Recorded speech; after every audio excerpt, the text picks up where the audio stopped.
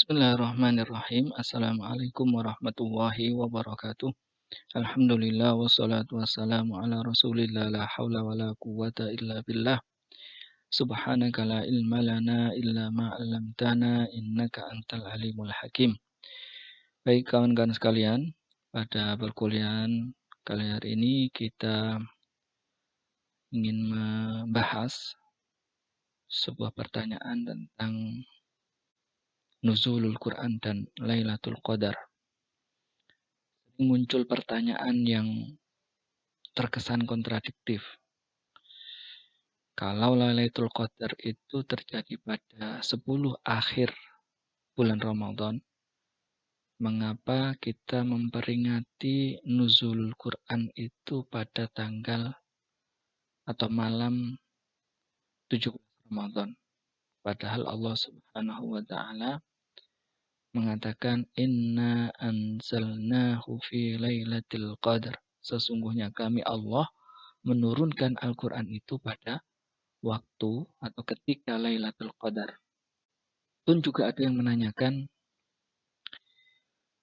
kalau kita memperingati nuzul Quran itu pada tanggal atau malam 17 Ramadan, mengapa kita mencari Lailatul Qadar itu di 10 terakhir dari bulan Ramadan? Kenapa tidak malam 17-nya itu? Kita pada umumnya di tanah air ini memperingati nuzul Quran itu pada malam 17 Ramadan. Tapi sebagian orang, sebagian kalangan juga ada yang memperingati malam nuzul Quran itu pada malam-malam ganjil, malam 21, 23, dan seterusnya sampai 29. Agar kita tidak saling menyalahkan satu sama lain, maka coba kita amati dalil atau dasar mereka yang memperingati nuzul Quran pada malam 17 Ramadan. Salah satunya adalah ayat Al-Quran surat Al-Anfal ayat 41. Allah berfirman di bagian ayat itu, in kuntum amantum billahi wa ma anzalna ala abdina yaumal furqani yaumal taqal jam'an. Jika kamu beriman kepada Allah, kepada apa yang kami turunkan kepada hamba kami Muhammad, yaitu Al-Quran, di hari Al-Furqan, yaumal furqan, yaumal taqal jam'an. Hari Furqan adalah hari jelasnya kemenangan orang Islam dan kekalahannya orang-orang kafir. Ini menjelaskan tentang perang Badar Al-Kubra. Badar Al-Kubra terjadi pada tanggal 17 Ramadan. Sepakat sejarawan menyatakan itu.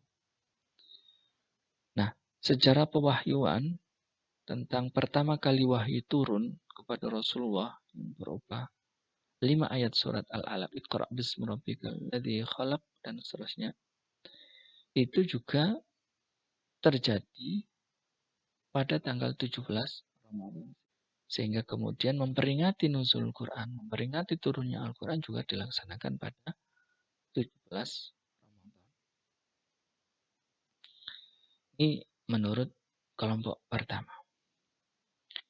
Sedangkan kelompok yang kedua yang memperingati nuzulul Quran pada malam-malam ganjil di 10 terakhir dari bulan Ramadan, mereka berpegangan kepada firman Allah ayat Al-Quran, inna anzalnahu fi lailatul qadar. Sesungguhnya kami Allah menurunkan Al-Quran itu pada malam Lailatul Qadar. Ditambah juga ada di dalam surat Ad-Dukhan, Allah menyatakan inna anzalnahu fi lailatin mubarakah inna kunna munzirin fiha yufraqu kullu amrin hakim. Sesungguhnya kami menurunkannya pada malam yang diberkahi, Lailatin mubarakah. Di malam itu yufraqu kullu amrin hakim, dijelaskan segala urusan yang penuh hikmah. Ditambah lagi dengan riwayat hadis Bukhari Muslim, juga riwayat hadis-hadis yang lain yang menyuruh kepada para sahabat untuk mencari Lailatul Qadar itu di malam ganjil 10 Ramadan yang terakhir. Ini disimpulkan kemudian dari ayat tersebut dan hadis itu, tamisuha fil ashril awakhir witran, disimpulkan kemudian bahwa nuzul Quran itu ya terjadi malam-malam ganjil di 10 Ramadan yang terakhir. Makanya kemudian para ulama memprediksi Lailatul Qadar itu jatuh pada malam ke 21, 22. Bahkan ada yang membuat rumus-rumus dari awal dimulainya puasa. Misalkan Al-Ghazali atau Syekh Abul Hasan Syadzili, beliau membuat rumusan jika puasanya itu dimulai pada hari Jumat tahun ini, maka akan jatuh pada Lailatul Qadarnya akan jatuh pada malam 27. Ada yang menyebutkan malam 29, ada yang menyebutkan malam 17, dan seterusnya. Rata-rata mereka, rumusan mereka berpatokan mengacu kepada 10 terakhir bulan Ramadan, di mana di situ adalah terjadi Lailatul Qadar, dan pada Lailatul Qadar itulah Al-Quran diturunkan. Ada dua pendapat yang bisa kita gunakan untuk menengahi atau untuk membenarkan masing-masing dari kedua macam ijtihad tersebut, kedua macam pandangan kelompok tersebut. Yang pertama, yaitu dengan cara mengambil pendapat Syekh Al-Mubarakfuri ya, yang menyebutkan bahwa secara historis ya, bisa dipastikan bahwa ayat yang pertama kali turun itu bukan pada tanggal 17 Ramadan, tetapi pada tanggal 21 Ramadan. Pada tanggal 21 Ramadan inilah surat Al-Alaq diturunkan. Bagian pertama dari surat Al-Quran yang diturunkan kepada Rasulullah, yaitu 5 ayat pertama dari surat Al-Alaq, diturunkan dan diterima oleh Nabi Muhammad SAW pada tanggal 21 Ramadan, bukan pada tanggal 17 Ramadan. Sehingga dengan kita mengambil pendapat ini, maka betul bahwa Al-Quran itu diturunkan pada malam Lailatul Qadar yang di 10 Ramadan terakhir, malam ganjil yaitu malam 21.